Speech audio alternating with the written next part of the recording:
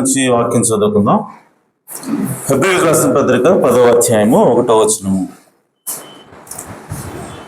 హెబ్రీయులకు రాసిన పత్రిక 10వ అధ్యాయము 1వ వచనము. ధర్మశాస్త్రము రాబోతున్న మేలుల ఛాయగలది కానీ ఆ వస్తువుల నిజస్వరూపం గలది కాదు గనుక యాజకులు ఏటేటా ఎడతెగకుండా అర్పించు ఒక్కటే విధమైన బలులు వాటిని తెచ్చువారికి ఎన్నడూనూ సంపూర్ణ సిద్ధి కలుగజేయనేరవు. దేవుడు తన పరిశుద్ధ వాక్యమును దీవించునుగాక. కళ్ళ వంచి చిన్న ప్రార్థన చేసుకుందాం. జీవాధిపతి, జీవము కలిగిన దేవ, మీ ఘననామమునకు స్తోత్రం ప్రభువా. ఈ సాయంకాల సమయంలో ఈ సన్నిధిలోకి వచ్చి మీ నామాన్ని ఘనపరచడానికి మీరు మాకు ఇచ్చిన అవకాశానికే స్తోత్రము తండ్రి. మమ్మల్ని మిక్కిలిగా ప్రేమించిన దేవుడు నాయన, మా కొరకు అయా అద్వితీయ కుమారుణ్ణి పంపించి అయా తన ప్రాణం ఇచ్చిన రక్షించిన దేవుడు తండ్రి. కృపగలిగిన మా పరలోకపు తండ్రివి నాయన, ఈ సాయంకాల సమయంలో మీ సన్నిధికి మరొకసారి వచ్చి ఉన్నాము. మీ వాక్యంతో మమ్మల్ని దర్శించమని ప్రార్థిస్తున్నాను. నిలబడిన నేను కేవలం నిమిత్త మాత్రుడిని తండ్రి. ఎలా మాట్లాడాలో ఏ మాట్లాడాలో నాకు తెలియదు నాయన. ముందుగా నా దోషములను, అతిక్రమములను, అపరాధములను మన్నించమని ప్రార్థిస్తున్నాను.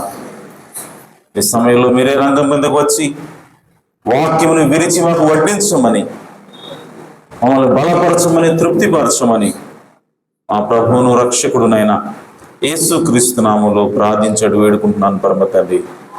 ఆమేన్, ఆమేన్. వచ్చి కూర్చోవచ్చు. Praise the Lord. హల్లెలూయా. పరిశుద్ధ యేసుక్రీస్తు నామములో కూడొచ్చిన పరిశుద్ధ అందరికీ వందనాలు. అందరూ బాగున్నారా? హల్లెలూయా. అందరూ సంతోషంగా ఉన్నారా? ఆమేన్. ఎందుకని సంతోషం మీకు? ఆమేన్. దేవుని సన్నిధిలోకి రావటమే సంతోషం.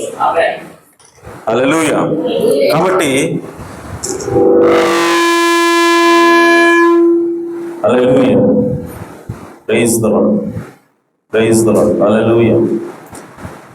సో మనందరం కూడా సంతోషించాల్సిన ఇంకొక అంశం ఏంటి అంటే, మనం మన పరలోక రాజ్యానికి, మన యొక్క స్వగృహానికి వెళ్ళేటువంటి సమయం దగ్గర పడతా ఉంది. హల్లెలూయా.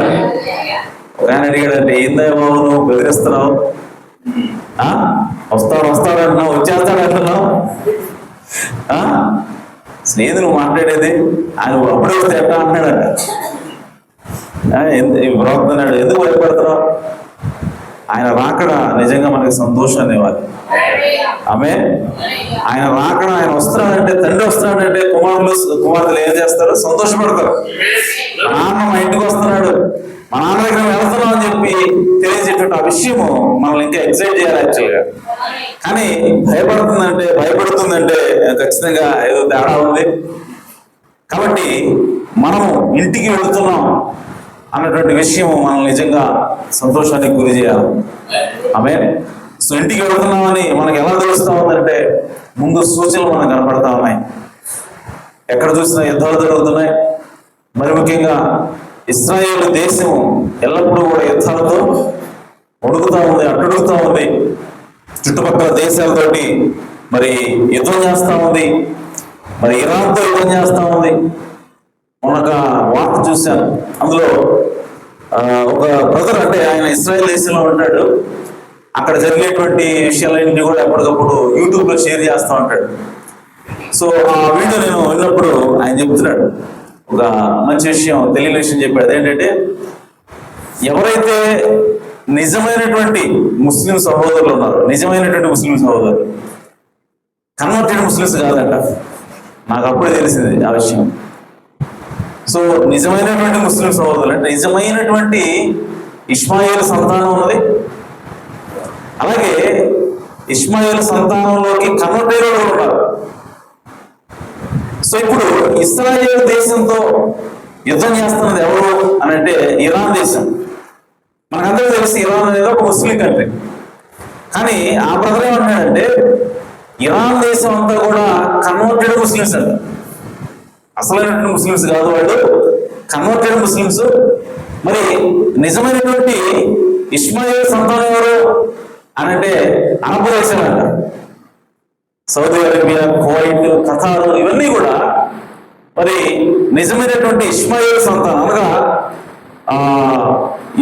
అబ్రహాముకు పుట్టినటువంటి మొదటి సంతానము, ఆగరుకు పుట్టినటువంటి మొదటి సంతానం ఆ ఇష్మాయేల్ సంతానం వీళ్ళందరూ కూడా. అలాగే ఆ ఇష్మాయేల్తో పాటు ఇంకొక వ్యక్తి పుట్టాడు, ఆమె ఇస్సాకు కూడా అబ్రహాం పుట్టాడు. సో ఇస్సాకు ఎవరు అంటే ఇస్రాయేల్. సో వీళ్ళిద్దరు కూడా నిజానికి అన్నదమ్ములు, ఒకే తండ్రి నుంచి వచ్చినాడు. ఆ విషయం వాళ్ళకి తెలుసు కాబట్టి, మనందరం కూడా ఒకే తండ్రి నుంచి వచ్చే విషయం వాళ్ళకి తెలుసు కాబట్టి ఈరోజు ఇస్రాయేల్ దేశంలో సహాయం చేస్తున్నారు. ఈ యుద్ధంలో ఇస్రాయేల్ ప్రజలు, అలాగే ఇస్రాయేల్ దేశము, అలాగే ఇరాన్ దేశం పోటీ పడుతున్నప్పుడు, వాళ్ళిద్దరు కూడా గొడవ పెట్టుకున్నప్పుడు మిగిలిన ముస్లిం కంట్రీస్ నిజానికి ఎవరికి సపోర్ట్ చేయాలి? ముస్లిం కంట్రీకి సపోర్ట్ చేయాలి, ఇరాన్కి సపోర్ట్ చేయాలి. కానీ ఈరోజు ఆయన అంటున్నాడు, చూడముచ్చటగా ఉంది, ఈరోజు అరబ్ కంట్రీలు నిజంగా ముస్లిం కంట్రీస్ అన్ని కూడా మరి ఇస్రాయేల్కి సపోర్ట్ చేస్తా ఉన్నాయి. కారణం ఏంటంటే వాళ్ళకు తెలుసు నిజమైనటువంటి వాడు అన్నదమ్ములు ఎవరు. అలాగే ఇంకో పక్క చూసినప్పుడు ఇస్రాయేల్ దేశానికి ఈరోజు ఎవరు సపోర్ట్ చేస్తున్నారంటే అమెరికా సపోర్ట్ చేస్తా ఉంది. కానీ సోదరి సోదరులు మనకు తెలుసు, అమెరికా ఈ రోజుల్లో ఏదో ఒక రోజు అది ఖచ్చితంగా ఏం చేస్తారంటే ప్లేట్ రాయిస్తుంది. ఆమె ఉన్నట్టే ఉంటుంది ఇస్రాయేల్ తోటి, కానీ కొంతవరకే ఉంటుంది. ఆ తర్వాత అది తిరగబడుతుంది, ఇస్రాయేల్ దేశం మీదకి అగెన్స్ట్ అయిపోతుంది. కాబట్టి ఇవన్నీ కూడా జరగడానికి ఇప్పుడు సెట్టింగ్ ఏర్పడుతుంది, గ్రౌండ్ ఇదంతా ఏంటంటే స్టేజ్ ఏర్పాటు ఉంది. కాబట్టి ఈ స్టేజ్ ప్రస్తుతం జరుగుతూ ఉంది. ఇక రాబోయే రోజుల్లో తూర్పు దేశంలో ఉన్నటువంటి దేశాలన్నీ కూడా, ఇది చైనా, రష్యా, ఇండియా, ఇవన్నీ పాకిస్తాన్, ఇవన్నీ కూడా కలిసి మరి ఇస్రాయేల్ దేశాన్ని అటాక్ చేయబోతాయి. ఆ సమయానికి అమెరికా కూడా అక్కడ నుంచి తప్పుకుంటుంది. కాబట్టి ప్రియ సోదరి సోదరులారా, ఇదంతా కూడా మనం చూస్తున్నప్పుడు మనం జాగ్రత్త పడాల్సిన అవసరం ఉన్నది, మనం సిద్ధపడాల్సిన అవసరం ఉన్నది. మనం ప్రపంచంలో ఏం జరుగుతుందో, ఇస్రాయేల్ దేశం ఎక్కడున్నదో, ఇస్రాయేల్ దేశానికి ఇప్పుడు ప్రస్తుతం ఏం జరుగుతుందో, ఇవన్నీ కూడా నిశ్చితంగా పరిశీలించాల్సినటువంటి బాధ్యత మన మీద ఉన్నది. ఎందుకంటే ప్రవక్త నాడు ఇస్రాయేలు దేవుని యొక్క టైం క్లాక్ అన్నాడు ఆయన, దేవుని యొక్క గడియారం అన్నాడు ఆయన. ఈరోజు నీకు సమయం ఎంతైందో తెలుసుకోవాలంటే మనం గడియారం చూస్తాం. అలాగే దేవుడి యొక్క సమయం ఎలా ఉంది, దేవుడి యొక్క సమయం ఎంత ఉంది, ఎంతైంది ఇప్పుడు తెలుసుకోవాలంటే నువ్వు ఇస్రాయేల్ చూడాలంటున్నావు. హల్లెలూయా. కాబట్టి ఇస్రాయేల్ దేశము మరి ఏ పరిస్థితుల్లో ఉంది, యుద్ధం అంశంలో ఉంది, మరి శత్రువుతో పోరాడుతూ ఉంది, మరి దానికి అమెరికా సపోర్ట్ చేస్తూ ఉంది. ఇవన్నీ జరుగుతున్నాయి అంటే మనకి ప్రవచనాలు గుర్తుకు రావాలి. ప్రవచనాలు నెరవేరేటువంటి సమయం దగ్గరలో ఉంది. కానీ అంతకంటే ముందే మన ప్రవచనం నెరవేరాల. ఏంటి మన ప్రవచనం? ఎత్తపాటు. హల్లెలూయా. సో ఆ 3వ మందిరాన్ని ఇశ్రాయేలు కట్టక మునిపే, ఇశ్రాయేలు ప్రజలు మరి అక్కడ బలి అర్పించక మునిపే, మరి అలాగే పోపు అక్కడికి రాక మునిపే మనం అందరం కూడా పోపు ఎప్పుడైతే బయలుపరుచుకుంటాడో తన యొక్క అసలు రూపాన్ని, అదంతా కూడా చూడటం మునిపే మనం ఎత్తబడే అవకాశం ఉన్నది, ఎత్తబడాల్సిన అవసరం ఉన్నది. కాబట్టి సోదరి సోదరుల మనకి సమయం లేదు. కాబట్టి ప్రతిరోజు కూడా ప్రార్థన చేయండి, బైబిల్ చదవండి, వర్తమానం చదవండి. దేవుడు మనల్ని దీవిస్తాడు. దేవుడు ఈ లోకం నుండి, ఈ భూమి నుంచి మనల్ని ఎత్తబాటు చేసి తీసుకెళ్తాడు. ఎందుకంటే రాబోయే దినాలు బహు భయంకరమైన దినాలు ఉంటాయి. అణుబాంబు ఈ భూమి మీద పడబోతా ఉంది, అణుబాంబు ఈ భూమిని నాశనం చేయబోతా ఉంది, దేశాలు నాశనం అయిపోబోతా ఉన్నాయి. ఆ సమయంలో తప్పించుకోవడానికి ఎలాంటి మార్గం కూడా మనకి ఉండదు. కాబట్టి ప్రియ సోదరి సోదరులారా, ఇప్పుడు మనందరం కూడా మెలకువగలిగి మరి మనం ప్రార్థన చేయాలి, వాక్యం చదవాలి. దేవుని యొక్క రాకడ కోసం, ఎత్తబాటు కోసం మనందరం కూడా సిద్ధపడాల్సిన సమయం ఇది. ఎందుకంటే దేవుడు ప్రేమ కలిగిన దేవుడు, మనం ప్రేమిస్తున్నాడు కాబట్టి ఈ విషయాలన్నింటినీ కూడా ముందుగానే ఆయన బైబిల్లో రాసి పెట్టి ఆయన మన ముందుగానే హెచ్చరించిన దేవుడు ఆయన. యేసుక్రీస్తు ఈ భూమి మీద ఉన్నప్పుడు తన చుట్టూ ఉన్నటువంటి శిష్యులకు చెప్పాడు ముందుగానే, ఇదిగో యెరూషలేము పట్టణాన్ని దండు ముట్టడి వేసినప్పుడు మీరు గమనించండి, పాలిచ్చే వారికి శ్రమ, గర్భిణీ స్త్రీలకి శ్రమ. ఎప్పుడైతే సైన్యము ఇశ్రాయేలుని యెరూషలేము పట్టణాన్ని ముట్టడి వేస్తుందో, మీరు లోపల ఉన్నాడు బయట ఉన్నాడు, లోపల పోకూడదు, లోపల ఉన్నాడు బయటికి పోకూడదు, మీద మీద ఉన్నాడు కిందకి దిగకూడదు అని చెప్పి యేసుక్రీస్తు వారిని హెచ్చరించాడు. ఎప్పుడైతే సైన్యం వచ్చి ఆ యెరూషలేము పట్టణాన్ని చుట్టుముట్టడం ప్రారంభమైందో, ఎవరైతే ఆ ప్రవచనాన్ని నమ్మారో, ఎవరైతే యేసుక్రీస్తు దేవుడిని విశ్వసించారో, ఎవరైతే యేసుక్రీస్తు దేవుడు కుమారుడిని నమ్మారో, వారు మాత్రమే తప్పించుకొని బయటపడ్డారండి. అలాగే ప్రియ సహోదరి సహోదరులారా, ఈరోజు రాబోయేటువంటి వినాశనాన్ని, రాబోయేటువంటి ప్రపంచ యుద్ధాన్ని, మూడో ప్రపంచ యుద్ధాన్ని, అందులో జరిగేటువంటి ప్రాణ నష్టాన్ని, అందులో నువ్వు ఉండకుండా ఉండాలి, వెళ్ళిపోయి తప్పించుకోవాలంటే ఈరోజు ఈ ఘడి వర్తమానం నువ్వు నమ్మవలసిన అవసరం, ఈ ఘడి వర్తమానికి నువ్వు నమ్మవలసిన అవసరం ఉన్నది. ఈ ఘడి వర్తమానికి నువ్వు నమ్మకపోతే, ఆ రోజు యేసుక్రీస్తు నమ్మకపోతే, నమ్మని అందరూ కూడా ఆయన ఏదో చెప్తాడని చెప్పి అక్కడే ఉండిపోయారు యెరూషలేము పట్టణంలో. చివరికి ఏమైందంటే గుర్రపు కళ్ళ వరకు కూడా రక్తం ఏర్లే పారింది. అప్పుడు వరకు అలాంటి ఊహ అక్కడ జరగలేదు. అలాగే ప్రియ సోదర సోదరులారా, దేవుడు ఈ భూమిని అగ్నితో కాల్చబడిన సమయం దగ్గరలో ఉంది. ఆ అగ్ని నుండి, అగ్ని గంధకాల నుంచి దేవుడు మనం తప్పించడానికి ఆల్రెడీ ప్రవచనాల ద్వారా ప్రవక్తను పంపించి ఆయన తన యొక్క లేఖనాల ద్వారా మనల్ని హెచ్చరిస్తూ ఉన్నాడు. కాబట్టి ప్రార్థన విడవద్దు, అలక్ష్యం చేయదు, నిర్లక్ష్యంగా ఉండద్దు. బైబిల్ చదవండి, వర్తమానం చదవండి, ప్రార్థించండి, దేవుని యొక్క రాకడ కోసం సిద్ధపడండి. ఆమేన్. కాబట్టి విశ్వాసులారా, మనందరం కూడా నిజంగా ఈ ఘడి వర్తమానాన్ని కలిగినందుకు నిజంగా ధన్యులమై ఉన్నాము. హల్లెలూయా. ఈ ఘడి వర్తమానం రాకపోతే మన స్థానం ఏమిటో, మనం ఎక్కడున్నామో, ప్రపంచం ఏ స్థితిలో ఉన్నదో, ఈరోజు దేవుని యొక్క సమయం ఎక్కడ ఉన్నదో మన ఎవరికి కూడా తెలిసే అవకాశం లేదు. కానీ దేవుడు ప్రేమమయుడే అన్నాడు.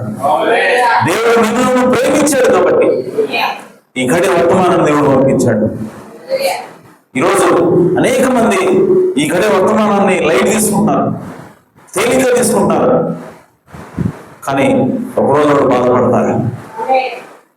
వేడవ బహు ఘోరమైన ప్రవక్త బైబిల్ చెప్తా ఉంది. ఎందుకంటే అది చాలా భయంకరమైనది, అందులో నుంచి తప్పించుకోవడము అసాధ్యము. కాబట్టి శ్రీ సోదరులారా, మనం మెలకువగా ఉందాం, ప్రార్థన చేద్దాం, వాక్యం చదువుదాం, దేవుని యొక్క రాకడ వరకు సిద్ధపడవలసిందిగా మిమ్మల్ని ప్రేమపూర్వకంగా మనం చేస్తున్నాను. మరి ఈ రాత్రి సమయంలో చదవబడిన వాక్య భాగం నుంచి చిన్న అంశము, అదేంటంటే ధర్మశాస్త్రము రాబోతున్న మేలుల ఛాయగలని. హల్లెలూయా. అంశం ఏంటి?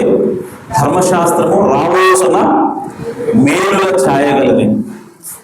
ప్రవక్త ఈ యొక్క వాక్యం చదివి ఆయన ఏమంటున్నాడంటే, ధర్మశాస్త్రం అనేది నిజంగా మరి మనల్ని విడిపించలేకపోయింది, ధర్మశాస్త్రం అనేది మనల్ని రక్షించలేకపోయింది, ధర్మశాస్త్రం అనేది మనల్ని పరిపూర్ణం చేయలేకపోయింది. కానీ అందులో ఎంతో కొంత వెలుగున్నది అంటున్నాడు. అందులో ఎంతో కొంత వెలుగున్నది. ఎందుకంటే ధర్మశాస్త్రం అనేది, ధర్మశాస్త్రానికి ఒక నీడ ఉన్నది. దానికి నీడ ఉంది అని అంటే అది ఏదో ఒక వెలుగులో ఉండేదే నీడ పడుతుంది. హల్లెలూయా. కాబట్టి ఆ వెలుగు ఏమిటి అని అంటే ఆ వెలుగే అసలైనటువంటి క్రీస్తు అన్నాడు. సో ధర్మశాస్త్రం అనేది ఏం చూపిస్తా ఉంది అని అంటే, ధర్మశాస్త్రం యొక్క నీడ ఏం చూపిస్తా ఉంది అంటే, ఇదిగో క్రీస్తు రాబోతున్నాడని చూపిస్తా ఉంది. క్రీస్తు యొక్క రాకడము, క్రీస్తు యొక్క గుర్తుని ఇది చూపిస్తా ఉంది. ధర్మశాస్త్రం కనబడుతుంది అని అంటే దాని అర్థం యేసుక్రీస్తు ఉన్నాడని అర్థం. ధర్మశాస్త్రం యొక్క నీడని కనబడతా ఉంది అంటే దాని అర్థము పరిపూర్ణమైన క్రీస్తు ఉన్నాడని అర్థం. ధర్మశాస్త్రము నీకు మేలు, అది నిన్ను పరిపూర్ణంగా చేయలేకపోవచ్చు, అది నిన్ను విడిపించలేకపోవచ్చు, అది నిన్ను విమోచించలేకపోవచ్చు, కానీ అది ఏం చూపిస్తా ఉంది అంటే, ఇదిగో నిన్ను విడిపించాలని ఒక ఆయన ఉన్నాడు, నిన్ను పరిపూర్ణ చేశాను ఒక ఆయన ఉన్నాడు, హల్లెలూయా, నిన్ను విమోచించాలని ఒక ఆయన ఉన్నాడు. నేను కాదు నిజం, ఆయన నిజమే ఉన్నాడు. హల్లెలూయా. సో ఈరోజు ధర్మశాస్త్రాన్ని చూసి నేర్చుకోవాల్సింది ఏమి అంతగా లేదు, కానీ నాలో నేర్చుకోవాల్సింది కొంత ఉన్నది. అదేమిటంటే క్రీస్తు ఉన్నాడు. హల్లెలూయా. సో ధర్మశాస్త్రం ఏం చెప్తుందంటే క్రీస్తే పరిపూర్ణమైన వాడు, క్రీస్తే రావాల్సిన వాడు అని చెప్పి ధర్మశాస్త్రం చెప్తా ఉంది. కాబట్టి ఇక్కడ ఒక అద్భుతమైన విషయం చెప్పాడు. అదేంటంటే క్రైస్తవులు మరణానికి భయపడాల్సిన అవసరం లేదు. మరి ముఖ్యంగా క్రీస్తు యొక్క రక్తంలో కడగమైన క్రైస్తవుడు అస్సలు మరణం గురించి భయపడాల్సిన అవసరమే లేదు. ఎందుకనంటే దావీదు ఏమన్నాడంటే, నేను మరణపు ఛాయల గుండా, ఏంటంట, మరణపు ఛాయల గుండా నేను నడిచినప్పటికీ నాకు భయం లేదు అంటున్నాడు. హల్లెలూయా.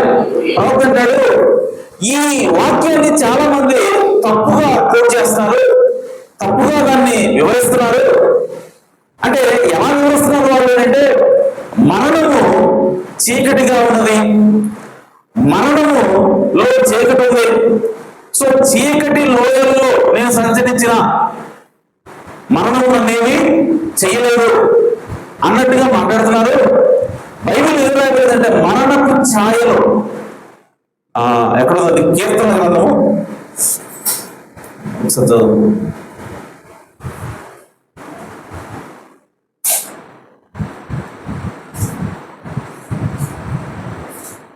105వ కీర్తన అనుకుంటా.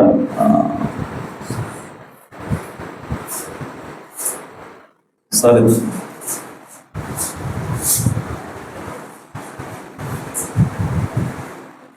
నేను ఇక్కడ పెట్టడం మర్చిపోయాను కోట్ రెఫరెన్స్.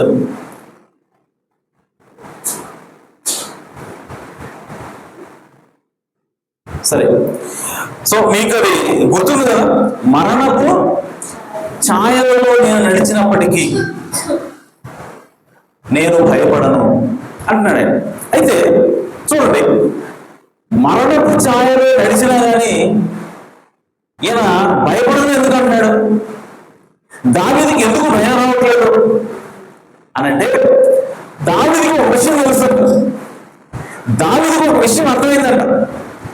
ఏమిటది అనంటే, మరణం యొక్క నీడలో నేను నడుస్తున్నాను అర్థమైంది. హల్లెలూయా.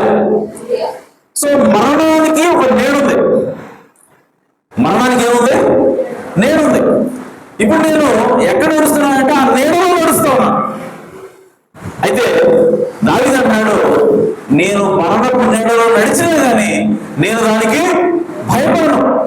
దానికి కారణం ఏంటంటే ప్రవక్త అన్నాడు, అసలు నీడ పడుతుందంటేనే ఆమె అక్కడ ఏముంది? వెలుగుంది. హల్లెలూయా. ఇప్పుడు ఇక్కడ వెలుగుంది కాబట్టి నా నీడ ఇక్కడ పడుతుంది. నా నీడ పడుతుందంటే నీడ నల్లగా ఉంది, నీడ చీకటిగా ఉంది అని నేను భయపడాల్సిన అవసరం లేదు. ఎందుకంటే నీడ ఉండేదంటే అర్థం ఏంటంటే వెలుగు ఉందని అర్థం. హల్లెలూయా. సో ఇప్పుడు మరణం నడుస్తూ ఉంది, మరణం నడుస్తున్నప్పుడు మరణం యొక్క నీడ పడుతుందంట. ఆమె ఆ నీడలో దావీదు నడుస్తున్నాడు. అంటే మరణం దగ్గరలో ఉన్నాడు, మరణపు అంచులో ఉన్నాడు, మరణంతో నడుస్తూ ఉన్నాడు, మరణం యొక్క ఒడిలో నడుస్తూ ఉన్నాడు. అయినా సరే దావీదు ఏమంటాడు, నాకు భయం లేదు. దానికి కారణం ఏంటంటే, ఓ మరణమా, నీ నీడ నాకు కనపడతా ఉంది, నీ నీడ చూసి బెదిరించలేవు. ఎందుకంటే నీ నీడ పడుతుందంటే నీ వెనకలో ఉందంటే వెలుగుంది. హల్లెలూయా. సో మరణం కూడా దేనికి ఉందంటే వెలుగుకి ఉంది. సో మరణమా, నీవు ఎంత నల్లగా ఉన్నా సరే, నీవు ఎంత చీకటిగా ఉన్నా సరే, నీవు చిన్న చీకటిగా కనపడుతున్నా సరే, నువ్వు భయంకరమైన కనపడుతున్నా సరే, నీవు కూడా ఆ వెలుగుకు లోపడాల్సిందే. నీవు కూడా ఆ వెలుగులో ఉన్నావు. ఆ వెలుగు నా దేవుడు ఉన్నాడు. హల్లెలూయా. సో దావీదు యొక్క ధైర్యం ఏంటి అంటే, దావీదు యొక్క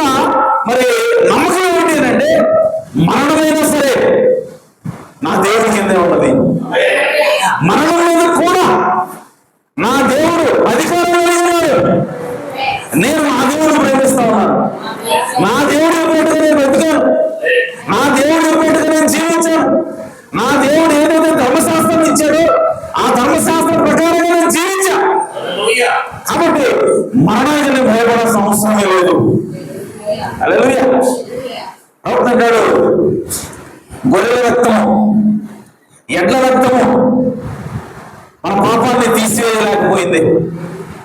గొర్రెల రక్తము, కోడెల రక్తము మన పాపాన్ని కేవలం కప్పింది. సో అలాంటి ఎడ్ల రక్తము, కోడెల రక్తం కింద ఉన్నటువంటి దావీదే మరణాన్ని చూసి భయపడకపోతే, ఆమేన్, ప్రవక్త అంటాడు, నీవు నేను పరిపూర్ణమైనటువంటి రక్తం అనేటువంటి దేవుని రక్తం అనేటువంటి యేసుక్రీస్తు రక్తంలో ఉన్నాం. సో కోడెల రక్తము, ఎడ్ల రక్తము, ధర్మశాస్త్ర ప్రకారంగా అర్పించినటువంటి కోడెల రక్తము, ఎడ్ల రక్తమే దావీదుకి మరణాన్ని చూసిన తర్వాత కూడా అంత ధైర్యాన్ని ఇస్తే, ఈరోజు నీవు నువ్వు ఎక్కడ ఉన్నామనంటే కోడెల రక్తం కింద లేవు, కానీ పరిపూర్ణమైనటువంటి దేవుని రక్తం కింద ఉన్నాం. మనల్ని కాపాడుతున్నది, మనల్ని మన పాపాల నుంచి తీసివేసి, మన పాపాలను కూడా తీసివేసి కడిగేసింది ఏమిటంటే దేవుని రక్తమైనది. సో ఈరోజు దేవుని రక్తము నిన్ను నన్ను ఎలా కడిగింది అంటే, మనలో ముడత, మచ్చ, నాలు, కళకు అసలు ఎలాంటి పాపం లేని వారిగా యేసుక్రీస్తు రక్తం వల్ల కడిగింది. హల్లెలూయా. సో అలాంటి రక్తం కింద ఉన్నటువంటి మనకి ఇంకా ఎంత ధైర్యం ఉండాలా? హల్లెలూయా. కాబట్టి ఈరోజు నువ్వు దేనికి భయపడాల్సిన అవసరం లేదు, మరణానికి కూడా మనం భయపడాల్సిన అవసరం లేదు. ఎందుకంటే మనం యేసుక్రీస్తు రక్తం కింద ఉన్నాము, ఎందుకంటే మనం దేవుని రక్తం కింద ఉన్నాం, ఎందుకంటే మనం పరిపూర్ణమైనటువంటి రక్తం కింద ఉన్నాం. హల్లెలూయా. ప్రవక్త అంటాడు, ఎడ్ల రక్తం, కోడెల రక్తం కింద ఉన్న వాళ్ళే సముద్రాన్ని చేర్చగలిగితే, ఎడ్ల రక్తం, కోడెల రక్తం పరిపూర్ణమైనది కాదు. వాళ్ళు అలాంటి పరిపూర్ణత లేనటువంటి బలి కింద ఉన్నటువంటి వాళ్ళే సూర్యచంద్రులు సైతం ఆపగలిగితే, హల్లెలూయా. సో అలాంటి వాళ్ళే ఆమేన్. సో యోర్దాను నదిని ఏకరాశిగా నిలబెట్టగలిగింది, యోర్దాను నదిని వాళ్ళు చేర్చగలిగితే, ఈరోజు యేసుక్రీస్తు పరిపూర్ణమైనటువంటి రక్తము, పరిపూర్ణమైనటువంటి దేవుడు అనేటువంటి యేసుక్రీస్తు రక్తంగా ఉన్నటువంటి నీవు ఇక ఎంత ఎక్కువగా కార్యాలు చేయాలి బాగున్నాడు. కాబట్టి క్రీస్తు ద్వారా ఈరోజు యేసుక్రీస్తు రక్తం కింద ఉన్నాము అన్న విషయము మనకి ఎంతటి విశ్వాసాన్ని తీసుకుంటామంటే, ఈ భూమి ఆకాశాన్ని గజగజ ఒడిగించేంత విశ్వాసం తీసుకుంటావా? మనం దేనికి భయపడాల్సిన అవసరం లేదు. ఆ విశ్వాసం కింద తుఫాను సైతం ఆగిపోవాల్సిందే. ఆ విశ్వాసం మనం ఆజ్ఞాపించినప్పుడు మన నోటి మాట అక్కడ ఫలించేలాంటి విశ్వాసం మనకు రావాలా? అదే పలుకుబడినటువంటి మాట, పలుకుబడినటువంటి విశ్వాసం, పలుకుబడినటువంటి మాట, ఆ పలికినప్పుడు కార్యాలు జరిగేటువంటి విశ్వాసం మనకు రావాలి. ఎందుకంటే మనం దేవుని రక్తం కింద ఉన్నాము. హల్లెలూయా. ఆ రోజు ఇశ్రాయేలు ప్రజలు కావచ్చు, దావీదు కావచ్చు, వీళ్ళందరూ కూడా దేని కింద ఉన్నారంటే కేవలం ధర్మశాస్త్రం కింద ఉన్నారు. ధర్మశాస్త్రము మన పరిపూర్ణంగా చేయలేకపోయింది. ధర్మశాస్త్రం రాబోవు యొక్క ఆ మేలులో ఛాయగలిగే కానీ అది నిజమైనటువంటి మేలు కాదు. మరి అలాంటి ధర్మశాస్త్రము అది మనం పరిపూర్ణ చేయలేకపోయింది. కానీ ఈరోజు నిజమైనటువంటి బలియాగము యేసుక్రీస్తు అన్నాడు. హల్లెలూయా. సో కాబట్టి ఈరోజు యేసుక్రీస్తు యొక్క బలి మనం ఏం తీసుకొస్తుందంటే మనకి పరిపూర్ణత తీసుకొని వస్తా ఉంది. ఆ రోజు ఎడ్ల రక్తము, కోడెల రక్తము ధర్మశాస్త్రం కింద ఉన్నప్పుడు ఏం చేసింది అంటే, అది మన యొక్క హృదయంలో ఉన్నటువంటి పాపము కోరికను తీసేయలేకపోయింది. మనం చేసిన పాపాన్ని కప్పుతుంది, కానీ పాపం చేయాలి అనేటువంటి కోరికను చంపలేకపోయింది. పాపం చేయాలి అనేటువంటి ఆ కోరికని తీసివేయలేకపోయింది. మరి అదేం చేసింది? కోడెల రక్తం, ఎడ్ల రక్తం ఏం చేసిందంటే కేవలం మనం చేసిన పాపాన్ని కప్పిపెట్టింది, కనబడకుండా, వాసన రాకుండా దేవుడికి. హల్లెలూయా. ఎందుకంటే మన పాపం కనుక దేవుడికి కనబడితే దేవుడు మనం క్షమించడు, దేవుడు మనం చంపేస్తాడు, దేవుడు మన దగ్గరికి రాలేడు, దేవుడు మనతో వ్యవహరించలేడు. కాబట్టి ఆనాడు ఆ కోడి రక్తము ధర్మశాస్త్రం కింద ఏం జరిగింది అంటే కేవలం దాన్ని కప్పిపెట్టడం మాత్రం జరిగింది. కాబట్టి ఆ రోజు ఎవరైతే బలర్పించారో, ఎవరైతే ఆ బలుల కింద ఉన్నారో వాళ్ళ హృదయం మారలేదు. కానీ ఈరోజు క్రీస్తుగా మనం పరిపూర్ణమైనటువంటి బలి కింద ఉన్నాం. పరిపూర్ణమైనటువంటి బలి అయినటువంటి యేసుక్రీస్తు కింద ఉన్నాం. సో పరిపూర్ణమైనటువంటి బలి ఏం చేస్తా ఉంది అంటే క్రీస్తుగా ఎప్పుడైతే మనము పాపం చేసి, మన తప్పులు చేసి, మనం మానవలసి పొంది ఎప్పుడైతే యేసుక్రీస్తు మీద మనం చేతులు ఉంచుతామో, యేసుక్రీస్తులో ఉన్నటువంటి జీవం, యేసుక్రీస్తు ఉన్నటువంటి పరిశుద్ధాత్మ నీ మీద ట్రాన్స్ఫర్ అవుతుంది. హల్లెలూయా. చూడండి, ఏ విధంగా అయితే ఆ రోజు వాళ్ళు ఆ గొర్రెపిల్లని వధించడానికి వచ్చి ఆ గొర్రెపిల్ల మీద చేతులు ఉంచినప్పుడు వీళ్ళ పాపాలు ఆ గొర్రెపిల్ల మీదకి ట్రాన్స్ఫర్ చేయబడతాయి. కానీ వీళ్ళ లోపలికి రావడానికి గొర్రెపిల్లలో ఎలాంటి ఆత్మ లేదు కాబట్టి ఆమె వాళ్ళ హృదయం మార్పు చెందకుండా అలాగే వెళ్ళిపోయారు. కానీ ఈరోజు దేవుడు గొర్రెపిల్లటువంటి యేసుక్రీస్తు, ఆయన మీద మనం ఎప్పుడైతే విశ్వాసంతో చేతులు ఉంచుతామో, ఎప్పుడైతే ఆయన మనం అంగీకరిస్తామో, ఎప్పుడైతే మనము ఆయన మీద విశ్వాసంతో చేతులు ఉంచుతామో మనకేమవుతుందంటే మన పాపాలేమో ఆయన మీద కలిపి ఆయన ఉన్నటువంటి జీవనము మన మీదకి వస్తుంది, మన లోపలికి వస్తుంది, మన హృదయంలోకి వస్తుంది. ఆయన ఆత్మ వచ్చి ఏం చేస్తుందంటే మన యొక్క హృదయాన్ని కడుగుతుంది, మన యొక్క హృదయాన్ని శుద్ధి చేస్తుంది, మనలో ఉన్నటువంటి లోకము కార్యాలన్నింటినీ కూడా తీసివేస్తుంది. అది ఎంత మాత్రం కూడా లోకాన్ని కామించేటువంటి, లోకాన్ని చూడాలనేటువంటి ఆ కోరికని అది సమూలంగా తీసివేస్తుంది. కాబట్టి ఇక మనం పరిపూర్ణం అవుతాము, మనం పరిపూర్ణంగా మార్చబడతాము. సో కాబట్టి ఈరోజు నీకు నాకు కావాల్సింది ఏంటంటే పరిపూర్ణమైనటువంటి సిద్ధపాటు అవసరమైనది, పరిపూర్ణమైనటువంటి క్షమాపణ అవసరమైనది, పరిపూర్ణమైనటువంటి హృదయ మార్పు అవసరమైనది. అవుతుంటాడు. ఈరోజు నీకు నాకు కావాల్సింది ఏంటంటే హృదయ మార్పు అవసరమైనది, స్వభావ మార్పు అవసరమైనది. ఆమె కాబట్టి ఈరోజు ఏదో మనము బలర్పించడం, లేదంటే పండుగలు ఆచరించడం, లేదంటే ఆచార వ్యవహారాలకు కాదు మనం చేయాల్సింది. ఈరోజు మనం చేయాల్సింది ఏమిటి, మనకు అవసరమైనది ఏమిటి అని అంటే చర్చికి రావడం కాదు, రావడం మాత్రమే కాదు, పాటలు పాడటం మాత్రమే కాదు, పరిశుద్ధంగా జీవించడం మాత్రమే కాదు, నీ హృదయం మారవలసిన అవసరం ఉన్నది, నీ స్వభావం మారవలసిన అవసరం ఉన్నది.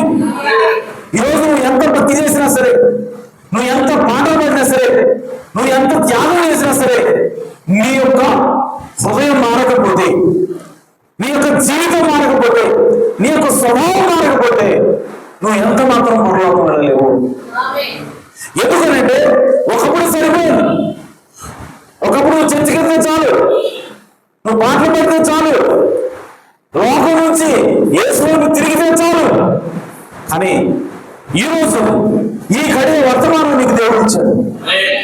ఈ కడే వర్తమానంలో దేవుడు అనేక మర్మాలు బయలుపెట్టాడు, అనేకటువంటి విషయాల సంగతులను బయలుపరిచాడు. కాబట్టి ఈరోజు ఎలాంటి వాక్యాన్ని దేవుడు ఇచ్చాడంటే యేసుక్రీస్తులాగా మారలేనటువంటి వాక్యం దేవుడు ఇచ్చింది. అంతకుముందు లోపల కావాల్సినటువంటి వాక్యము నేను యేసుక్రీస్తుగా మార్చలేదు. జాన్ వెస్లీ కాలంలో వచ్చినటువంటి వాక్యము నేను యేసుక్రీస్తులాగా మార్చలేదు. కానీ ఈ కడే వర్తమానము అది నేనేం చేస్తానంటే యేసుక్రీస్తులాగా మార్చి తిరుగుతుంది. యేసుక్రీస్తు ఎలాంటి పరిశుద్ధత కలిగి ఉన్నాడో, యేసుక్రీస్తు ఎలాంటి స్వభావం కలిగి ఉన్నాడో అదే స్వభావాన్ని నీకు ఇవ్వగలిగేటువంటి సామర్థ్యము ఈ వర్తమానానికి ఉన్నది. హల్లెలూయా. కాబట్టి దేవుడు ఎంత ఇస్తే అంత ఆశిస్తాడు ఆయన. అది కూడా బాగుంది. ఎవరికి ఎక్కువ ఇస్తే వాడి దగ్గర నుంచి ఎక్కువ రాబట్టడానికి చూస్తాం, ఎవరికి తక్కువ ఇస్తే వాడి దగ్గర నుంచి తక్కువ రాబట్టడానికి చూస్తాం. అంతే కదా. మనం 100 రూపాయలు ఇస్తే 100 రూపాయలు తీసుకోవాలని వస్తాం, అదే 1,00,000 రూపాయలు ఇస్తే 1,00,000 రూపాయలు తీసుకోవాలని వస్తాం. అంతే కదా. అలాగే దేవుడు కూడా లోపల కాలంలో కేవలం మారుమనసు పొందుతారు. జాను శ్రీ కాలంలో కేవలం పరిశుద్ధంగా జీవించ చాలు. కాలంలో అయితే నీవు తప్పక తిరిగి జన్మించాలి. ఈ కాలంలో అయితే నీ స్వభావం మారి తీరాల్సిందే. నువ్వు ఎంత మాత్రం ఒక మేకలాగా ఉండడానికి వీల్లేదు. ఇక ఎంత మాత్రం నువ్వు పందిలాగా ఉండడానికి వీల్లేదు. నువ్వు ఎంత మాత్రం ఇక కాకిలాగా ఉండడానికి వీల్లేదు. కొంతకాలం లోకంలో, కొంతకాలం చర్చిలో ఆమె మారాల్సినటువంటి సమయం వచ్చింది. మార్పు చెందాల్సినటువంటి సమయం వచ్చింది. కాబట్టి ప్రియ సోదర సోదరులారా, నిర్లక్ష్యం చేయొద్దు, దీన్ని తేలిక తీసుకోవద్దు. ఈ ఘడియ వర్తమానము ఎంత శక్తివంతమైందంటే నిన్ను యేసుక్రీస్తులాగా మార్చగలిగేంత శక్తివంతమైనది. కాబట్టి ఈరోజు అంత శక్తివంతమైనటువంటి వాక్యాన్ని దేవుడు ఇచ్చినప్పుడు నీ దగ్గర నుంచి దేవుడు ఏం ఎక్స్పెక్ట్ చేస్తాడంటే, నీ దగ్గర నుంచి దేవుడు ఏం ఆశిస్తున్నాడంటే అదే రీతిలో నువ్వు పరిపూర్ణుడు రావాలని ఆశిస్తాడు దేవుడు.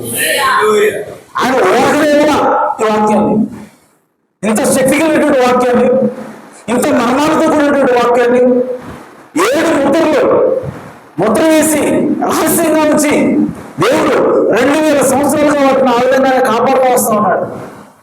వాటిని తెరాల ఈ 2000 సంవత్సరాల కాలంలో అనేక మంది ప్రయత్నం చేశారు ఆ ముద్రలు తెరవాలని. ఆ ముద్రలో ఏమిటో తెలుసుకోవాలని అనేక మంది ప్రయత్నం చేశారు. ఆ ముద్రలు కొంతమంది వివరించడానికి ప్రయత్నం చేశారు. ఈవెన్ మన ప్రవక్త కూడా దాన్ని వివరించడానికి ప్రయత్నం చేశాడు, కానీ ఆయన వల్ల కాలేదు. ఎప్పుడు అంటే 1963లో దేవుడు వచ్చి చెప్పేంత వరకు. ఎందుకు ఎందుకంటే శ్రద్ధ తీసుకుంటాడు ఆయన. ఎందుకు ఈ వాక్యాన్ని ఆయన ముద్రించాడు ఈ చివరి దినాల్లో? ఎందుకు ఆయన ఎప్పటి వరకు ఆయన ముద్రించి ఈ చివరి దినాల్లో మాత్రమే ఎందుకు ఓపెన్ చేయాలనుకుంటున్నాడు ఆయన? ఎందుకనంటే ఆ వాక్యము నిన్ను క్రీస్తు స్వరూపంలోకి తీసుకుని వస్తుంది. ఆ మర్మాలు నిన్ను కడుగుతాయి. ఆ మర్మాలు పెళ్లి కుమార్తెని శుద్ధి చేస్తాయి. ఆ మర్మాలు పెళ్లి కుమార్తెని క్రీస్తు స్వరూపంలోకి మారుస్తాయి. కాబట్టి ఈరోజు నాకు వర్తమానం వచ్చిందని చెప్పి మనం ఎగిరితే ఉపయోగం లేదు. నేను ఏంటంటే ఎందుకున్నా వర్తమానం అని చెప్పి సంఘసంఘాలు మొదలుపెట్టుకుంటే ప్రయోజనం లేదు. ఈరోజు మనకు కావాల్సింది ఏంటంటే ఫలితాలు కావాలి, రుజువులు కావాలి. హల్లెలూయా. మన జీవితం మారాలా, నీ ప్రార్థన జీవితం మారాలి, నీకు పరిశుభ్రత రావాలి, నీకు ప్రేమ రావాలి.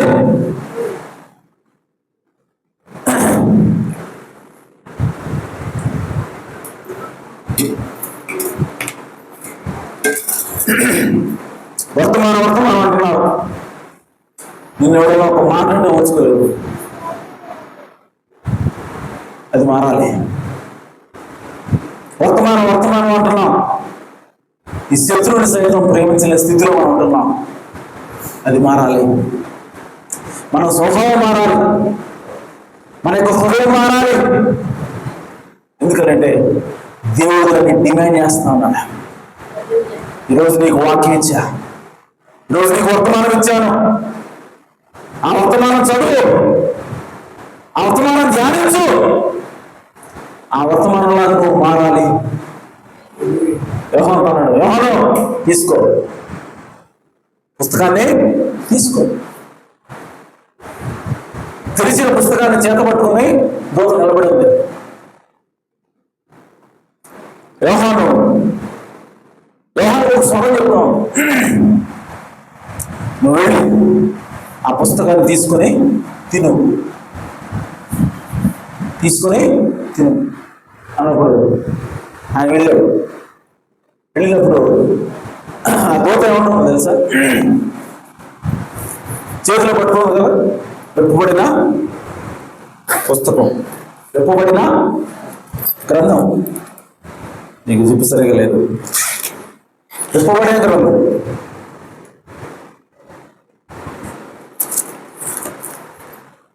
అలా పట్టుకున్నాడు దూత.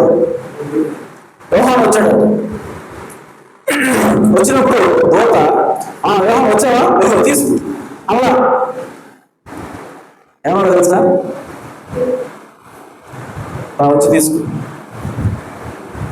అదే యోహాను ఏమన్నాడు? ఇదిగో తీసుకో అని అట్లా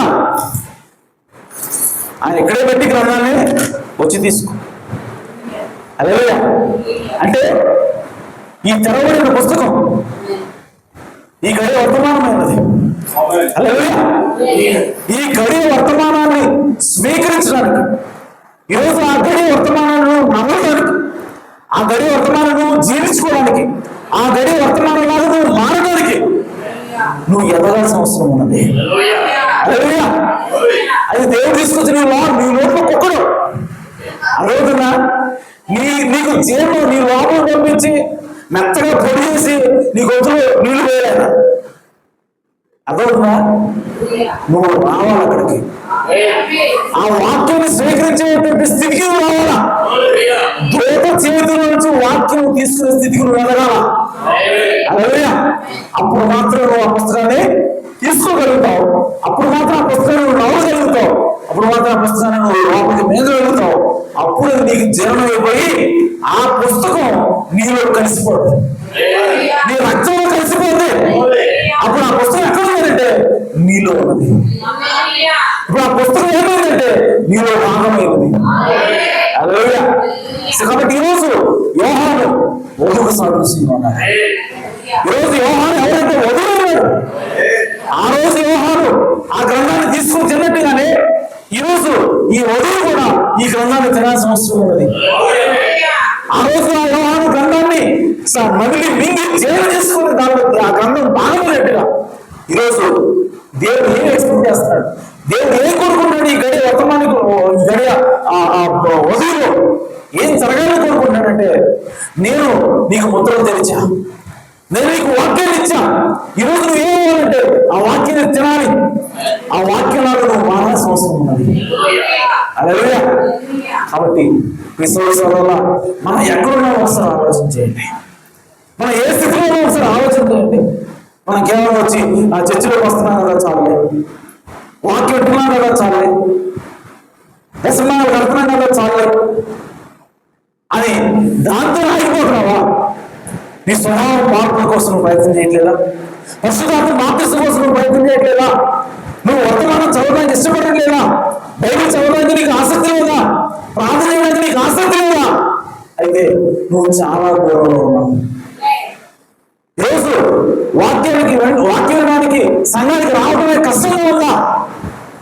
ప్రియ సహోదరుడు సహోదరి, ఈ గడియ వర్తమానం ఏ స్థితిలో నిన్ను ఉంచాలని కోరుకుంటుందో దానికి నువ్వు వెయ్యితో ఉంటుంది. దేవుడు నిన్ను క్షమించగలడు. నీవు ఖచ్చితంగా ఈ గడియ వర్తమానం ప్రకారంగా నువ్వు మారి తీరాల్సిందే. ఈ గడియ వర్తమానం నీలో శరీరం అవ్వాల్సిందే.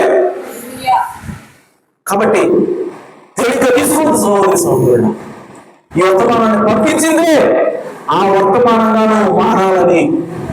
ఈ వాక్యాన్ని పంపించిందే దేవుడు ఎందుకోసం అంటే ఆ వాక్యంగా నువ్వు మారవలసిన అవసరం ఉన్నది. అది మారేంత వరకు నువ్వు ఆగొద్దు. నువ్వు వాక్యంగా మారేంత వరకు, నీ స్వభావం మారేంత వరకు, పరిశుద్ధాత్మ చేత నువ్వు తిరిగి జన్మించేంత వరకు నువ్వు ఆగవద్దు. నువ్వు వాక్యం చదువుతావు, ఏం చేయాలి సార్? ఆగొద్దంటే ఏంది? ప్రయత్నపడేది ఆగొద్దంటున్నావే, ఏం చేయాలి సార్? మరి పరిగెత్తారా, నడవాలా, పంపుకుంటారా, ఎడిపోవాలి సార్? నువ్వేం చేయాల్సిన అవసరం లేదు. వాక్యాన్ని తిను, వాక్యాన్ని విను, వాక్యాన్ని చదువు. ఈ వర్తమానం చదువుతూ ఉండటమే, ఈ వర్తమానం ధ్యానిస్తూ ఉండటమే, ప్రార్థన చేస్తూ ఉండటమే. అవును చెప్పాను, చెట్టు ఎదగాలంటే ఏం చేయాలి? నీరు తాగాలి. అలాగే ఈరోజు వర్తమానంలో ఒక విశ్వాస ఎదగాలంటే, క్రీస్తు స్వరూపంలోకి రావాలంటే నీవు నేను చేయవలసిన పని ఏమిటంటే వాక్యం వినటమే. ఈరోజు కేవలం ఆదివారం వస్తానండి, బుధవారం నేను వినాల్సిన అవసరం లేదండి అంటే కుదరదు. నువ్వు ఎంత ఎక్కువగా వాక్యం అంత ఎక్కువ వాక్యం వినాలా. నీకు ఎంత కుదిరితే అంత ఎక్కువగా వాక్యం రోజుది. కాబట్టి సోదరా, నిర్లక్ష్యం చేయదు, అలక్ష్యం చేయదు. ఎందుకంటే దేవుడు లెక్క అడుగుతాడు. నీకోసం ప్రవక్తను పంపించా, నీకోసం వర్తమానాన్ని పంపించా, నీకంటే సంఘాన్ని ఇచ్చా, సంఘానికి ఒక పాస్టర్ని పెట్టా. హల్లెలూయా. సో నీకంటే ఒక బిల్డింగ్ ఇచ్చా, కూర్చొని నీకు మీ మాస్టర్ గారికి వాక్యం ఇచ్చి ప్రతి ఆదివారం ప్రతి బుధవారానికి భోజనం చేస్తా ఉన్నాను, ఏ ఫలాలను అడుగుతాడు దేవుడు. నువ్వు ఎందుకు మారలేదని అడుగుతాడు దేవుడు. నీ హృదయం ఎందుకు మారలేదని దేవుడు అడుగుతాడు. కాబట్టి విన్న వాక్య ప్రకారంగా మారాల్సిన అవసరం ఉన్నది. విన్న వాక్య ప్రకారంగా మన హృదయం మారాల్సిన అవసరం ఉన్నది. అందుకోసం ఈ వాక్యం వచ్చింది తప్ప మాకు వాక్యం ఉంది, మాకు వర్తమానం ఉందని చెప్పి గొప్పలు చెప్పుకోవడానికి కాదు. కాబట్టి వాక్యం ప్రకారంగా జీవించాల్సిన అవసరం ఉన్నది. వాక్యం ప్రకారంగా నడవాల్సిన అవసరం ఉన్నది. కాబట్టి యేసుక్రీస్తు ఎందుకు ఈ లోకానికి వచ్చాడనంటే ఆయన పరిపూర్ణమైనటువంటి బలిగా ఉన్నాడు. ఆయన పరిపూర్ణమైనటువంటి మరి గొర్రెపిల్లగా ఉన్నాడు. కాబట్టి మనకి పరిపూర్ణ తిరగడానికి యేసుక్రీస్తు భూమిలోకి వచ్చాడు. ధర్మశాస్త్రం ఛాయ అయితే యేసుక్రీస్తు నిజమై ఉన్నాడు. ఆ నిజము ఈరోజు శరీరం ధరించేటువంటి సమయం. ఈరోజు యేసుక్రీస్తు ఎక్కడ నివాసం ఉంటున్నాడు? ఈరోజు యేసుక్రీస్తు ఎక్కడ కనబడాలి అంటే తన వధువు కనపడాల్సిన అవసరం ఉన్నది. ఈరోజు వధువు ఎలా మారాలంటే క్రీస్తులాగా మారాలా. బైబిల్లో రాయబడింది కదా, చివరి దినాల్లో వెలుగు ఎలాంటి వెలుగునంటే 7 రోజుల వెలుగు ఒక్కరోజే వస్తుంది. ఏమన్నా 7 రోజుల వెలుగు ఒక్క దినమందే వస్తుంది. సో చంద్రుడు ఎలా ఉంటాడంట? 7 రోజుల వెలుగుతూ వెలుగుతాడంట. ఎవరు? సూర్యుడు కాదు, చంద్రుడు. చంద్రుడు అనగా సంఘమైనది, చంద్రుడు అనగా వధువైనది. కాబట్టి ఈరోజు ఆ చంద్రుడు సూర్యుడుగా వెలిగేటువంటి సమయం. ఆ చంద్రుడు చూస్తే ఎవరు చూసేటంటే సూర్యుడుగా ఉంటాడు. చంద్రుడికి సూర్యుడికి తేడా లేదు. ఈరోజు ఏ రోజు అంటే చంద్రుడు సూర్యుడుగా కనబడే రోజు, చంద్రుడు సూర్యుడుగా మారేటువంటి రోజు. కాబట్టి క్రీస్తురా నేను మారనండి, నాకు అవసరం లేదండి, నేను కేవలం చచ్చిపోస్తానండి, నేను కేవలం ఈ కమ్మలు తీసేస్తానండి, అంతేనండి, నేను కేవలం పాటలు పాడతానండి అంటే కుదరదు. నీవు క్రీస్తులాగా మారాల్సిందే, క్రీస్తు స్వరూపాన్ని ధరించాల్సిందే. అందుకోసమే ఈ వర్తమానం వచ్చింది, అందుకోసమే ఈ ప్రవక్తను పంపించాడు, అందుకోసమే దేవుడు ఈ సంఘక్రమాన్ని తీసుకొని వస్తున్నాడు, అందుకోసమే 5 రకాల పరిచయం దేవుడు తీసుకొస్తున్నాడు. సంఘ కాపరి, సువార్తికుడు, మరి తర్వాత అపోస్తలుడు, ప్రవక్తలు, వీళ్ళందరినీ కూడా దేవుడు ఎందుకోసం పెడతా ఉన్నాడు, ఎందుకోసం తీసుకొస్తున్నాడు అంటే సంఘం యొక్క క్షేమాభివృద్ధి కోసం. సంఘం అన్ని విధాలుగా ఎదగాలి, సంఘం క్రీస్తు స్వరూపంలోకి రావాలి. ఎందుకు పాస్టర్ గారితో ఆయన బోధించుకొని పోతాడండి? అదే డ్యూటీ కదండి. ఎందుకు బోధించండి? ఎవరి కోసం బోధించాడు? అదే డ్యూటీ కదా. ఆయన బోధించేది డ్యూటీ కాదు, నువ్వు మానవులను బోధించాడు. ఆయన అతను బోధించాడా? దేవుడు చెప్తేనే బోధించాడు. కాబట్టి ఆయన ఎందుకోసం బోధిస్తున్నాడో ఆ ఉద్దేశం నెరవేరాల్సిన అవసరం ఉన్నది. అది నెరవేరకపోతే ఖచ్చితంగా దేవుడిని బోధన చేస్తాడు, ఖచ్చితంగా దేవుడిని లెక్కడుంటాడు. కాబట్టి క్రీస్తురా దేవుడు పరిపూర్ణ కానటువంటి ధర్మశాస్త్రాన్ని తీసివేసి మనం నెరవేర్చలేకపోతున్నాం, మనం వల్ల కావట్లేదని చెప్పి ఆయనే వచ్చి ఎందుకోసం వచ్చాడు యేసుక్రీస్తు భూమి మీదకి? ఎందుకు శిలువ ఎక్కాడు ఆయన? ఎందుకు చనిపోవాల్సి వచ్చింది? ధర్మశాస్త్రం నెరవేర్చడం మనం వల్ల కావట్లేదని ఆయనే మన కోసం నెరవేర్చాడు.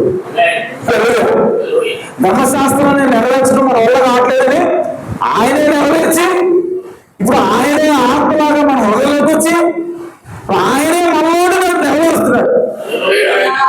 ఇంత విసుగు పట్టిస్తే అంతకుముందు పరిస్థితి గొర్రెపిల్లలు ఇస్తాడు. అయితే ఎవరు యేసుక్రీస్తులాగా జీవించాల్సిన అవసరం లేదు. ఏదైనా పవిత్రంగా జీవించాలంటే వాళ్ళతో జీవించాల్సిందే. వ్యభిచారం చేయకపోతున్నా అంటే నీవు అన్ని కట్టుకొని జీవించుకుంటూ వండుకొని చేయకుండా ఉండాల్సిందే. వాడు చాలా కష్టపడవు దానికోసం. దొంగతనం చేయకూడదు అని చెప్పి దేవుడు చెబితే దొంగతనం చేయాలని అనిపిస్తున్నా వాడు బలవంతంగా దాని నుంచి వాడు తనను రిస్ట్రిక్ట్ చేసుకోవాలి. అవతల పాపం ఆకర్షిస్తున్నా వాడు బలవంతంగా నన్ను ఆపుకోవాలి. లేదంటే వాడేదో డబ్బులు లేని పైసలు గడుపులు వేసుకోవాలి. మరే చలికాలమైనా పోవాలి, వర్షం పడుతున్నా పోవాలి, తుఫాను వస్తున్నా సరే పోవాల్సింది. ఆమె సో ఒకప్పుడు మనిషి నెరవేర్చేవాడు, అన్ని మనిషి పరిశుద్ధంగా ఉండడానికి జీవించాడు, ప్రయత్నం చేసేవాడు. కానీ ఇప్పుడు ఆయన బలయ్యాడు, ఆయన ఆత్మలను లోపలికొస్తున్నాడు. మనం జీవించేటప్పుడు ఆయన జీవిస్తున్నాడు లోపల. ఇంత చేస్తుంటే ఈరోజు కేవలం ప్రభువు నా హృదయంలోకి రానాయన, నా హృదయంలో నివాసం ఉంటూ నీకు నన్ను నేను సమర్పించుకుంటున్నాను ప్రభు అన్న మాట చెప్పడానికి నీకు అంత బద్ధకం అయితే, అంత నొప్పి అయితే ఆమె దేవుడు ఎక్కడ కదా ఆమె. అందుకోసం ఆయన అన్నాడు, నా కాడి సులువు, నా భారం తేలిక. ఎందుకన్నా ఆ మాట? అంతకుముందు కాదు, అంతకుముందు ధర్మశాస్త్రం నెరవేర్చడం తేలిక కాదు. వాడు వాడు వాడిపోయి వాడేపోయా. కానీ ఇప్పుడైతే ఏనేమవుతున్నాడు, నువ్వు ఓటు చేత ఆనందంతే. యేసు సినిమా వచ్చాడండి, వస్తున్నప్పుడు కురేనేటువంటి సీమను వచ్చాడు, సహాయం చేశాడు సులువు కొంచెం దూరం. ఇప్పుడు అంటున్నాడు యేసుక్రీస్తు వస్తాడంట. యేసుక్రీస్తు నువ్వు మన ఇద్దరం, యేసుక్రీస్తు నువ్వు కాడేస్తున్నాడు మీద భారతత్వం వేసేవారు వేసుకునే జస్ట్ ఆనిస్తాడు అంతే. ఆయన మోసినంత ఆయనే. నీకు అది కూడా సాధ కాకపోతే దేవుడు ఎక్కడ కూడా ఏమన్నాడు, జస్ట్ కాడి కింద చూసుకుంటా. ఆమె మనం వెళ్దాం అక్కడికి. లేదు, నువ్వు చేయాల్సింది ఏంటంటే కాడి కిందకి రావడమే, మొయ్యాల్సిన అవసరం లేదు.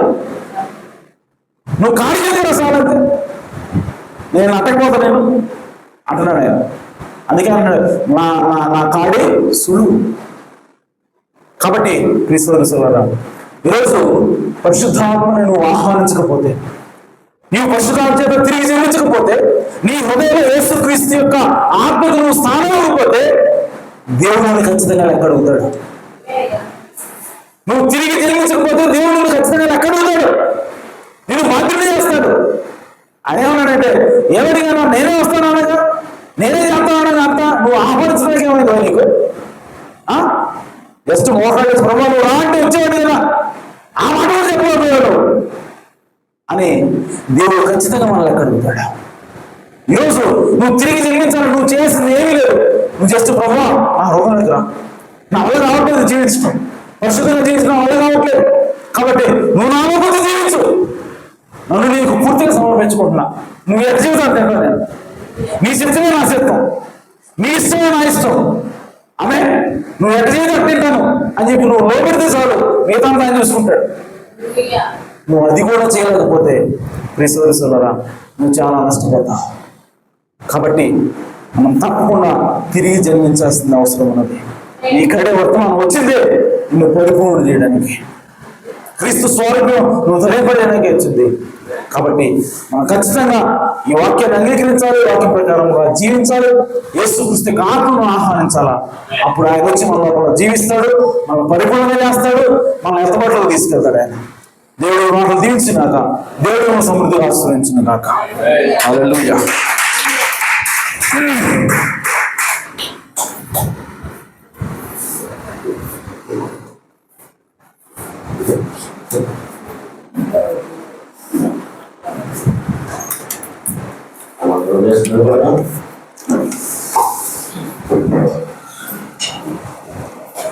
Hallelujah, hallelujah, hallelujah, hallelujah, hallelujah, hallelujah.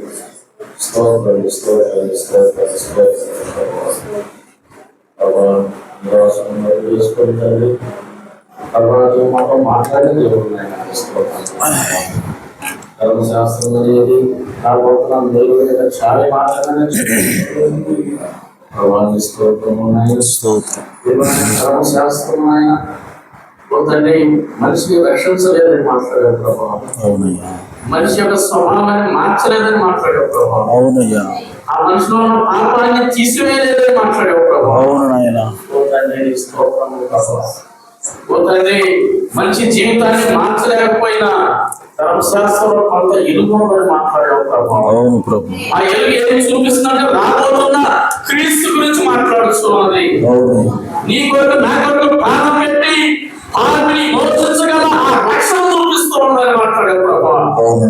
నీకే స్తుతులు స్తోత్రము నా తండ్రి. ఇదిగో ప్రభు, ధర్మశాస్త్రము కింద ఉన్నవారు ఓనైనా వారి పాపములతో బలిపించినప్పటికీ కూడా ఓనైనా వారు స్వభావం మారలేదని చెప్పావు ప్రభు. వారి పాపాలను కప్పుతుంది కానీ పూర్తిగా తీసుకురాకపోవడం చెప్పావు ప్రభు.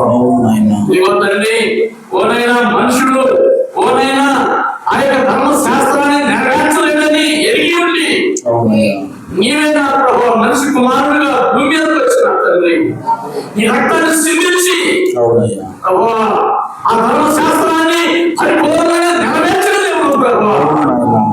ఓ తండ్రి, మేము నెరవేర్చలేకపోయాము నాయన, నువ్వు నెరవేర్చి మా పాపాలను పూర్తిగా తీసేసి స్తోత్రం చేస్తున్నాం ప్రభు. ఓ తండ్రి, నీ ద్వారా మాకు రక్షణ కలిగి ఉన్నాం ప్రభు. ఇదిగోనైనా కలుపులో ఆత్మీయంగానే నా ప్రభు, ఇదిగోనైనా నీవు ఆత్మించి మనల్ని ఎవరు పాపం లేకుండా కాపాడు. స్తోత్రం చేస్తున్నాం. గొర్రె పిల్లలైనా ఆ మనిషి యొక్క స్వభావం మార్చలేకపోయింది. నీవు చనిపోయి నీ ఆత్మ ప్రతి క్రైస్తవుడికి ప్రతి నీ కుమార్తెకి ఇచ్చి ఆయన ఓ తండ్రి పాపం చేయకుండా కాపాడుతున్న ప్రభావిస్తాం. ధర్మశాస్త్రం కింద ఉన్నటువంటి వారు పాపం చేయకుండా ఆగాలంటే వారు బలవంతంగా కష్టపడతా ఉన్నారు ప్రభా. ఈ రోజునైనా క్రీస్తువుని కలిగిన వారు, యేసుక్రీస్తు రక్తంలో కడగబడిన వారు, నువ్వు సొంతంగా నువ్వు కష్టపడాల్సిన అవసరం లేదు కానీ యేసుక్రీస్తు ఆత్మ నీలోకి వస్తే చాలు, ఆయన ఆత్మ నువ్వు పొందితే చాలు, జయించేది ఆయన.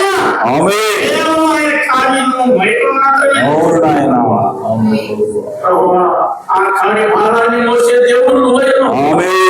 కేవలం నువ్వు ఓనైనా నా కార్యని ఒక కొన మాత్రమే నువ్వు కార్యభారం మాత్రం నేను మోస్తున్నాను. ఎంత గొప్ప ప్రేమ కలిగిన ఎంత గొప్ప కృప కలిగిన దేవుడు. ఓ తండ్రి, మా యొక్క స్వభావం మార్చగలిగిన దేవుడు. పరిపూర్ణంగా మా హృదయంలో నీ వచ్చినప్పుడే మా జీవితాలు మార్పు చెందేది. నీ వచ్చినప్పుడే మేము బాగుపడేది ప్రభు. ఓ ఓ కాలంకాల భయంలో సంచరించును, ఏ అమ్మాయిలో నాకు ఓమైన ఏ అమ్మాయిలో నాకు రాజు చెప్పిన దేవుడు ప్రభు. ఓ తండ్రి, మరణ ఛాయలో నేను నడిచించును, నేను మరణానికి భయపడని చెప్పినాడు ప్రభు. ఓ తండ్రి, ఒక నీడ ఇక్కడ పడుతుందంటే ఒక ఎలుగు ఇక్కడ ఉందని అర్థమని చెప్పాడు. ఓ తండ్రి, ఓ నాయనా, ఒక ధర్మశాస్త్రం మీద ఉన్నదంటే ఓ రియాలిటీ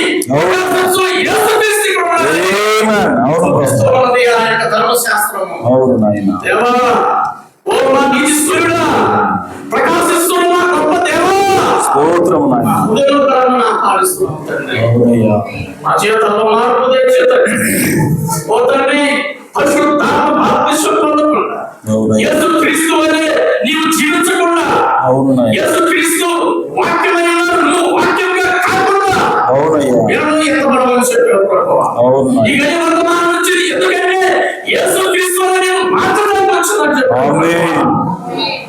ఓ ప్రభువా, ఈ గడి వర్తమానం మేము తీసుకోవచ్చున్నా యోహాను వాక్యం గురించి వాక్యంగా మారినట్లుగా ఈరోజు వధువులైన నీ యొక్క వర్తమానం తీసుకొని నీ సారూప్యము నీవేమైనా దాని ప్రకారం మారవలస్తున్నావు ప్రభువా. పరిపూర్ణ వాక్యమై ఉన్నావు తండ్రి. నీ కాల వర్తమానాన్ని తీసుకొని నీవే వర్తమానం హృదయవంతులైనా తీసుకొని నీవలే మార్పు చెందే భాగ్యంలో పరిపూర్ణ ఇచ్చేది నీవే వర్తమానం చెప్పావు. యేసుక్రీస్తు సాయపూర్ణంగా నేను మార్చేది నీవే వర్తమానం చెప్పావు. నీవలే మార్చడానికి వచ్చినటువంటి ఈ గడియ వర్తమానాన్ని స్వీకరించి శ్వాసం పొందుకొని ఎత్తబడే భాగ్యంలో ఇచ్చారు.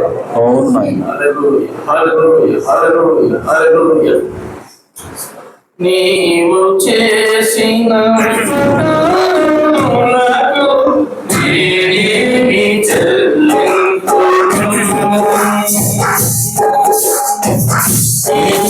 చెల్లింపు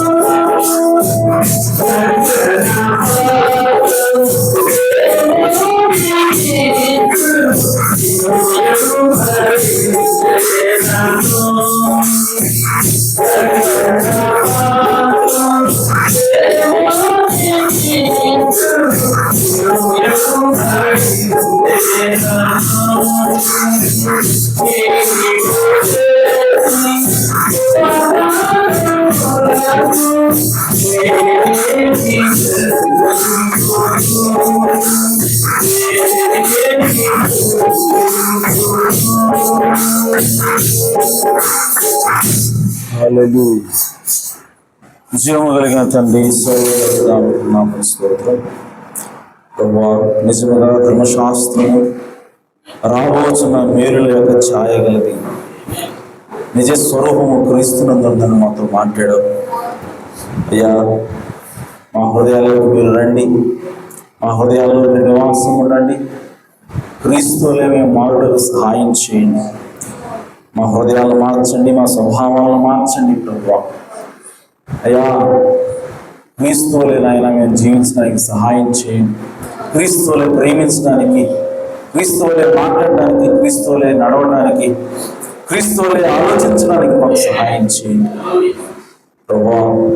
ఈ గడియ వర్తమానం శరీరం అవ్వాల్సినటువంటి స్థితిలో సమయంలో మేము జీవిస్తున్నాము ప్రభువా. కనుక మాకు సహాయం చేయండి తండ్రి. మా దోషములను, మా అతిక్రమములను, మా నిర్లక్ష్యాలను తీసివేయండి, క్షమించండి ప్రభువా. అయ్యా, ఇక్కడి వర్తమానం ద్వారా అయ్యా తండ్రి ఆ వెలుగులో నడిచి నాయన అయ్యా తండ్రి క్రీస్తు రక్తంలో కడగబడడానికి సహాయం చేయండి. క్రీస్తు స్వరూపాన్ని ధరించడానికి సహాయం చేయమని ప్రభువా. ఎత్తబాటు తప్ప మరేది నాకు కనబడట్లేదు మా ప్రవక్త అన్నాడు తండ్రి. ఆ ఎత్తబాటుని మేము కోల్పోకుండా ఎత్తబాటులో ఎత్తబడేటటువంటి భాగ్యాన్ని మాకు దయచేయండి. విడుబడి బహు ఘోరమని అయ్యా మీ వాక్యం తెలియజేస్తూ ఉంది. ఈరోజు ఆయన ఇశ్రాయేలీయులు ఎటువంటి స్థితిలో ఉన్నారో, వారు ఎక్కడున్నారో మేము చూసినప్పుడు అయ్యా మా యొక్క సమయం ఎంత దగ్గరగా ఉందో మాకు అర్థమవుతుంది తండ్రి. కనుక మేము ఇంకా లోకంలో మా తండ్రి ఆయన పిల్లకాయలు ఆటలు ఆడుకోకుండా ప్రభువా అయ్యా అతను ఎదిగిన వారు ప్రభువా మేము సిద్ధపడడానికి సహాయం చేయండి. ఈ లోక కార్యాలను విడిచిపెట్టి పైన వాటి కొరకు మేము పరిగెత్తడానికి సహాయం చేయండి. అయ్యా, ఉన్నతమైనటువంటి వాటి కోసం మేము పరిగెత్తేలాగా మా హృదయాలను మార్చమని ప్రార్థిస్తున్నాను. మీ వాక్యంతో మమ్మల్ని హెచ్చరిస్తున్నావు తండ్రి, మీ వాక్యంతో మమ్మల్ని పోషిస్తున్నావు ప్రభువా. ఈ విన్న వాక్యం మా అందరి హృదయాలు నీరు కట్టండి, నూరంకలుగా ఫలింపులు దయచేయండి. అయ్యా, దాని ప్రకారంగా మార్చమని ప్రార్థిస్తున్నాను ప్రభువా. అతన్ని ఈ సమయంలో నాయన వాక్యం వినడానికి, మీ నామాన్ని ఘనపరచడానికి వచ్చినటువంటి వీళ్ళందరినీ కూడా మీరు పేరు పేరున దీవించి ఆశీర్వదించండి. వారి కుటుంబాలను దీవించండి, ఎత్తిపట్టండి ప్రభువా. వారి కుటుంబాల్లో ఏవైతే కొరతలు ఉన్నాయో వాటిని తీర్చండి ఆయన. వారి కుటుంబాల్లో రక్షణ లేకుండా, మారు మనసు లేకుండా ఎవరైతే ఉన్నారో వారిని మార్చండి, వారిని రక్షించమండి ప్రభువా. కృప చూపమని అయ్యా సహాయం చేయమని ప్రార్థిస్తున్నాను. వాక్యం దీవించమని కృప చూపమని మా ప్రభువు రక్షకుడునైన యేసుక్రీస్తు నామములో ప్రార్థిస్తున్నాము తండ్రి. ఆమేన్. మన ప్రభు అయిన యేసుక్రీస్తు వారి కృపా సమాధానం సకల పరిశుద్ధులకు కూడిన మనందరికీ సదాకాలం తోడు నడిపించిన గాక. ఆమేన్. ఆమేన్. కుటుంబించబడిన అందరికి వందనాలు. మరి 7వ తారీఖు కూటం కొరకు మీ అందరూ కూడా ప్రార్థించవలసిందిగా కోరుకుంటున్నాను.